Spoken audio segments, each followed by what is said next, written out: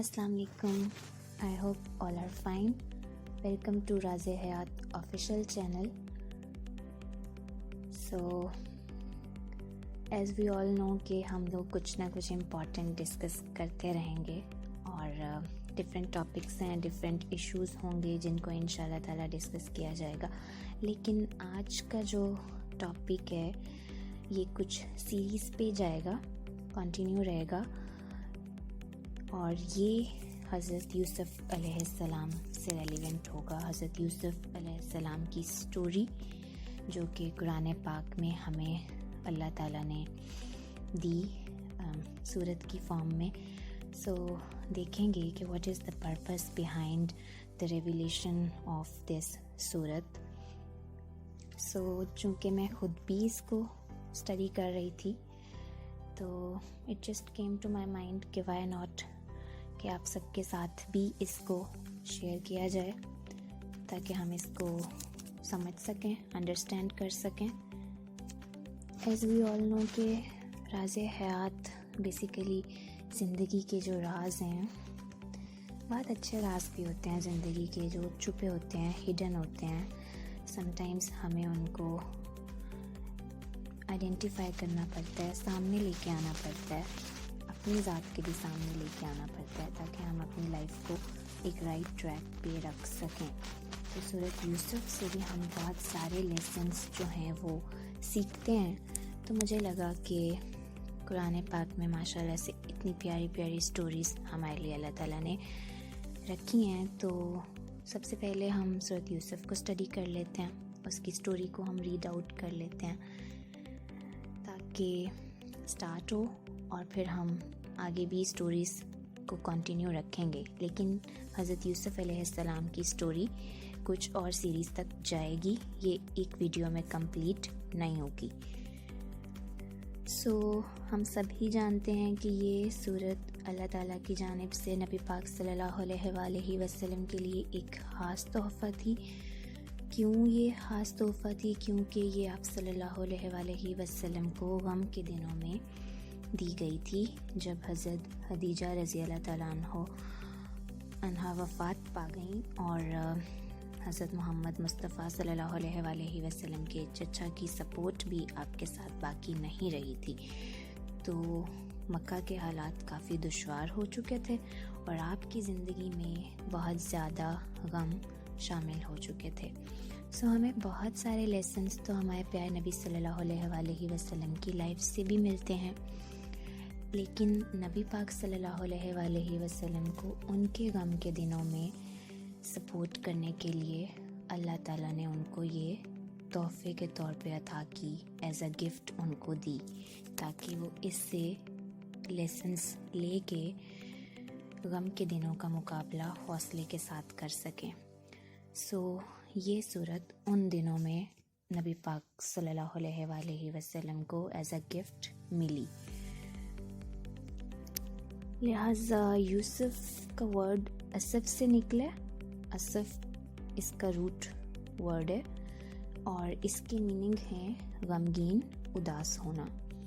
سو حضرت یوسف علیہ السلام کی زندگی بھی بہت ساری مشکلات میں گھری رہی, ہم سب جانتے ہیں. لیکن اس صورت کو جب ہم اس کی چنک کو جو سمری کی فارم میں آپ سب کے ساتھ بھی شیئر کروں گی, اور اس سے مجھے بھی نالج ملے گا, آپ سب کو بھی ملے گا, اور جو بہت سارے سیکریٹس ہمارے لیے اس صورت میں چھپے ہوئے ہیں وہ بھی ہم اپنی لائفز میں انٹروڈیوس کروا سکیں گے. مجھے لگتا ہے بہت سارے رنگ اس صورت میں بھی موجود ہیں, صبر کی فارم میں, شکر کی فارم میں, ہمت کی فارم میں, حوصلے کی فارم میں. سو یہ سارے بھی بہت پیارے کلرز ہیں جو ہم اپنی لائف میں اڈاپٹ کرتے ہیں. سو اس صورت کو بھی ریڈ آؤٹ کرتے ہوئے, اس سٹوری کو انڈرسٹینڈ کرتے ہوئے ہم بہت سارے میننگ فل لیسنس کو بینگ کلرز اپنی لائف میں جو ہے وہ انکلکیٹ کر سکتے ہیں. صورت کی ڈیپتھ میں جانے سے پہلے کچھ باتیں جو آپ کہہ لیں کہ as a back ground use ہوں گی, جس کا ہمیں پتہ ہونا بہت ضروری ہے تاکہ ہماری انڈرسٹینڈنگ ٹورڈز دس صورت بہتر ہو سکے، تو اس میں سب سے پہلے حضرت ابراہیم علیہ السلام اور حضرت موسیٰ علیہ السلام سے ریلیونٹ کچھ باتیں پہلے ڈسکس ہوں گی، دین حضرت یوسف علیہ السلام کی کمپلیٹ سٹوری کی طرف ہم جائیں گے۔ قرآن پاک میں جس نبی کا سب سے زیادہ ذکر ہوا، جن کا تذکرہ سب سے زیادہ کیا گیا، وہ حضرت موسیٰ علیہ السلام ہے، اور اللہ تعالیٰ نے جو ہمارا یہ دین ہے، دین اسلام، اس کو حضرت ابراہیم علیہ السلام کا دین کہا ہے۔ تو قرآن پاک میں بہت جگہ پہ اللہ تعالیٰ نے اس چیز کو واضح بھی کیا ہے کہ حضرت ابراہیم علیہ السلام کا دین، دین اسلام کو بیسیکلی حضرت ابراہیم علیہ السلام کا دین کہا ہے۔ نبی پاک صلی اللہ علیہ وآلہ وسلم نے فرمایا تھا کہ وہ گھر جو ابراہیم نے تعمیر کیا تھا اس کا تزکیہ کرو۔ یہ بات بیسیکلی نبی پاک صلی اللہ علیہ وآلہ وسلم کو اللہ تعالیٰ نے کہی تھی کہ جو گھر حضرت ابراہیم علیہ السلام نے تعمیر کیا اس کا تزکیہ کرو۔ تو اس سے یہ چیز سامنے آئی کہ وہ کاوش، وہ محنت جس کو حضرت ابراہیم علیہ السلام نے، جس کی بنیاد رکھی تھی، جس کا آغاز کیا تھا، اس کو ہمارے آخری نبی صلی اللہ علیہ وآلہ وسلم نے آگے بڑھایا۔ اس وجہ سے بھی ہمیں حضرت ابراہیم علیہ السلام کے خاص ہونے کا پتہ چل رہا ہے۔ چیزیں آپس میں انٹرلنکڈ ہوں گی، حضرت ابراہیم علیہ السلام سے ریلیونٹ، حضرت موسیٰ علیہ السلام سے ریلیونٹ، کہ ان سب کا لنک حضرت یوسف علیہ السلام کے ساتھ کیسے جڑتا ہے، اور اس کے بعد نبی پاک صلی اللہ علیہ وآلہ وسلم کے ساتھ کیسے جڑتا ہے۔ لہٰذا نبی پاک صلی اللہ علیہ وآلہ وسلم سے یہ بھی فرمایا گیا قرآن پاک میں کہ ابراہیم علیہ السلام کے دین کی پیروی کرو۔ اب کوشچن سب کے مائنڈ میں یہ آ رہا ہوگا کہ ہم حضرت ابراہیم علیہ السلام سے کیوں آغاز کر رہے ہیں، کیونکہ اسٹوری تو حضرت یوسف علیہ السلام کی ہم ریڈ کرنے جا رہے ہیں، لیکن زیادہ تر ابھی ہم سٹارٹ میں حضرت ابراہیم علیہ السلام کو ڈسکس کر رہے ہیں۔ تو کیوں کر رہے ہیں، تو یہ چیز بھی کلیئر ہو جائے گی، اس کو دیکھتے ہیں۔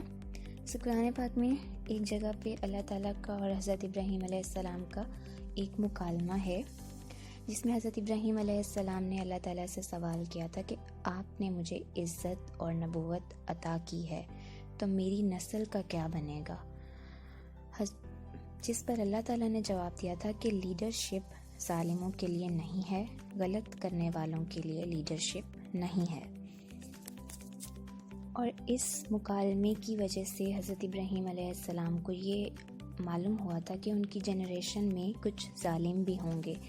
اس مکالمے کے دوران آپ نے اللہ سے ایک نبی کی بھی درخواست کی تھی، یعنی کہ میرے بیٹے اسماعیل علیہ السلام کی نسل میں سے ایک نبی مبعوث فرمانا جو آپ کی آیات پڑھے، جو اللہ تعالیٰ کی آیات پڑھے۔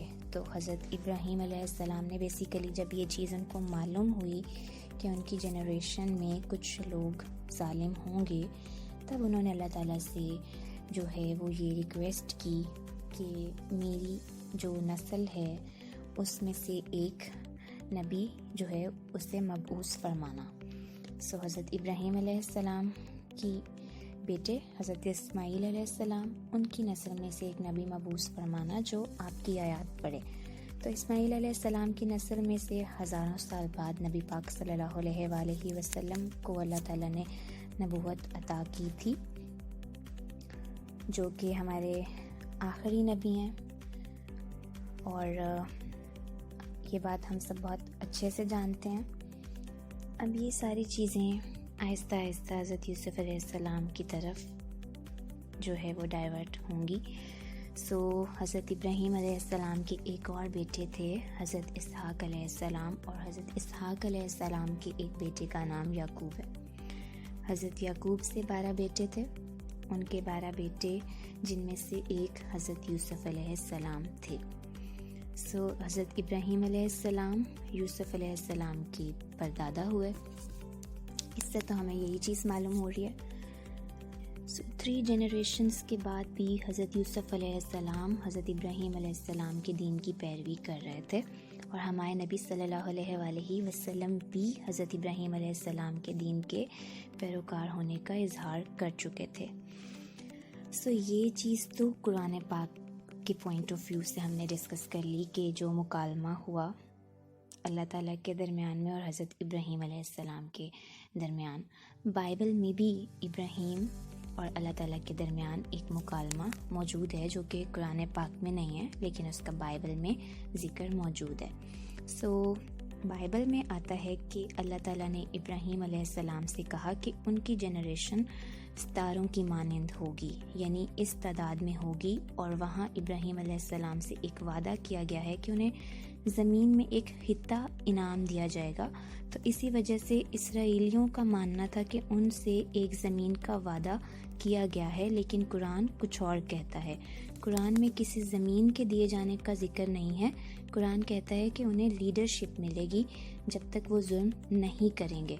ابراہیم علیہ السلام بھی کسی زمین کے طلبگار نہ تھے، بلکہ ان کی چاہت تھی کہ ان کی نسل اللہ کے گھر کو آباد کرے. لہٰذا یہی وجہ تھی کہ انہوں نے اللہ تعالیٰ سے ریکویسٹ کی تھی کہ میری نسل میں سے ایک نبی کو مبعوث فرمانا جو آپ کی آیات کو پڑھے. سو ہمیں قرآن پاک سے معلوم ہوتا ہے کہ بنی اسرائیل کو اللہ نے ہر نعمت سے نوازا تھا اور انہیں ہر کسی پر فضیلت عطا کی گئی تھی. سو بنی اسرائیل سے مراد حضرت یعقوب علیہ السلام کی اولاد ہے اور پھر آگے ان کی نسل. لہٰذا جو یہ سارے فضائل ملے تھے بنی اسرائیل کو، ان کی اس فضیلت کا، ان کے انعامات کا آغاز حضرت یوسف علیہ السلام سے ہوا تھا، اور حضرت موسیٰ علیہ السلام کے واقعہ کا آغاز بھی حضرت یوسف علیہ السلام سے ہوتا ہے. سو ان کے بغیر بھی حضرت موسیٰ علیہ السلام کا واقعہ پیش نہ آتا. سو چونکہ ہمیں پتہ چل گیا ہے کہ حضرت یعقوب علیہ السلام کی اولاد کو ہی بنی اسرائیل کہا گیا، تو حضرت موسیٰ علیہ السلام کی قوم بھی بنی اسرائیل. سو یہ ساری چیزیں اب لنک کر رہی ہیں حضرت یوسف علیہ السلام کے ساتھ. سو یہ سب چیزیں ہم دیکھیں گے، پڑھیں گے، تاکہ ہمیں چیزیں جو ہیں، جو ہڈن باتیں ہیں، وہ ہمیں کلیئر ہو سکیں. سو اگر کمپیریزن کیا جائے بائبل کا اور قرآن پاک کا حضرت یوسف علیہ السلام کے واقعہ کو لے کے، اس قصے کو لے کر، تو یہ ہمیں بہت زیادہ ڈفرینسز نظر آئیں گے. قرآن پاک میں اس کو بہت ڈفرینٹ طریقے سے بیان کیا گیا ہے، اور یہ تاریخ کا ایسا واقعہ ہے جس سے ہم سب ہی سم ہاؤ ریلیٹ کرتے ہیں. ہم سب بہت سارے لیسنس اس سے لیتے ہیں جب ہماری بھی زندگی میں بہت ساری مشکلات آتی ہیں. مشکلات بیسیکلی کیا ہوتی ہیں؟ وہ ٹرائلز ہوتے ہیں بہت سارے، لیکن ہمیں ان میں کس طرح سے ثابت قدمی سے ان کا سامنا کرنا ہے، وہ ساری چیزیں ہم انبیاء کی زندگی سے سیکھتے ہیں. اسی لیے تو کہا گیا کہ جب مشکلات زندگی میں آئیں یا بہت زیادہ ایسے زگ زیگ پاتھس کا آپ کو سامنا کرنا پڑ جائے جس میں آپ کو سمجھ ہی نہ آ رہی ہو کہ کیا کرنا ہے اور کیا نہیں کرنا ہے، تو ایسے میں انبیاء علیہ السلام کی زندگیوں کو اسٹڈی کریں تاکہ آپ کو یہ معلوم ہو سکے کہ وہ اپنی لائف میں آنے والے چیلنجز کو کیسے اوور کم کرتے تھے، اس ڈیوریشن میں انہوں نے کیسے صبر کیا تھا، اور پھر کیسے اوور کم کرتے ہوئے انہوں نے اللہ تعالیٰ کی رضا کو حاصل کر لیا تھا، اور اللہ تعالیٰ نے انہیں ان سے راضی ہوتے ہوئے بہت زیادہ نعمتوں سے نوازا تھا. سو ہمیں بھی بہت ساری چیزیں سیکھنی ہیں. I hope we all are excited. میں بھی بہت ایکسائٹیڈ ہوں کہ ہم حضرت یوسف علیہ السلام کی اس سٹوری کو حضرت یوسف کے تھرو جب انڈرسٹینڈ کریں گے، تو جب ہم اس کو کمپلیٹ کر چکے ہوں گے تو we will be at different stage of mind. تو وہ ڈفرینسز ہم دیکھیں گے، اور وہ جو ڈفرینس ہماری اپنی ذات میں آئے گا، ہماری سوچ میں آئے گا، ہم وہ بھی دیکھیں گے. بیسیکلی وہ ڈفرینس کیا ہوگا؟ وہ کلرز ہوں گے جس سے ہماری سوچ جو ہے وہ اچھی ہو جائے گی، انلائٹن ہو جائے گی. سو ہم اس کو دیکھتے ہیں. سو اس صورت کے اینڈ میں اللہ تعالیٰ نے فرمایا کہ اللہ تعالیٰ نے اس واقعہ کو عبرہ بنایا ہے. سو عبرہ کا ورڈ یوز ہوا تو ابرا کا معنی ہے سمندر پار کرنا، کسی چیز کا دل کو ایسے چھو جانا کہ آنسو آنکھوں سے پار کر جائیں۔ اللہ تعالیٰ فرما رہے ہیں کہ یہ قصہ ایسا ہے کہ جس کو جان کر آنکھوں سے آنسو جاری ہو جاتے ہیں۔ جب ہم بھی اسٹڈی کریں گے تو بہت ساری ایسی باتیں آئیں گی جن کو اسٹڈی کرتے ہوئے نو ڈاؤٹ انسان کی آنکھوں میں آنسو آ جاتے ہیں۔ بہت سے ایسے واقعات ہوتے ہیں جو آپ پہ خود نہیں بیتے ہوتے ہیں، کسی اور پہ بیتے ہوتے ہیں، لیکن جب آپ ان کو سنتے ہیں، پڑھتے ہیں تو آپ بھی اپنے ایموشنز کو کنٹرول نہیں کر پاتے ہیں۔ ہم انسان ہیں، جیتے جاگتے انسان ایموشنز کے ساتھ۔ جیسے حضرت امام حسین علیہ السلام کا میں یہاں پہ کوٹ کرنا چاہوں گی ان کو، کہ ان کی سٹوری کو بھی جب ہم پڑھتے ہیں، کربلا کی سٹوری کو جب ہم پڑھتے ہیں تو آنسو آتے ہیں، دل دکھتا بھی ہے، اداس بھی ہوتا ہے، لیکن ان سے بھی ہم بہت سارے لیسنس لیتے ہیں۔ آئی ول ٹرائی انشاءاللہ تعالیٰ کہ حضرت یوسف علیہ السلام کی سٹوری کو جب ہم کمپلیٹ کر لیں تو آفٹر دیٹ ہم کربلا کی سٹوری کو انڈرسٹینڈ کر سکیں۔